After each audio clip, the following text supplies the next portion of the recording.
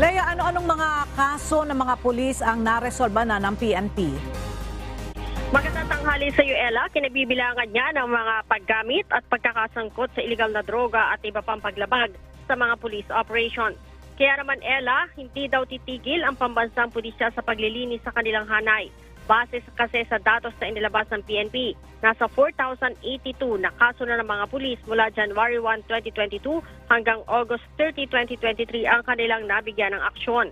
Sa naturang bilang, nasa 935 na natanggal sa serbisyo, 242 ang na-demote, 1,850 ang na-suspend, 159 ang na-forfeit ang sweldo, 680 naman ang napagsabihan, 110 ang restricted at 106 naman ang binawian ng mga privileges.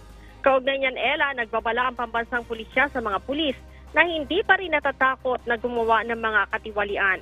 Sinabi din ni Chief PNP Police General Benjamin Acorda Jr. na ipinaiintindi din nila sa mga pulis ang Police Operational Procedure o POP at ang Command Responsibility Doctrine. Balik sa iyo, Ella.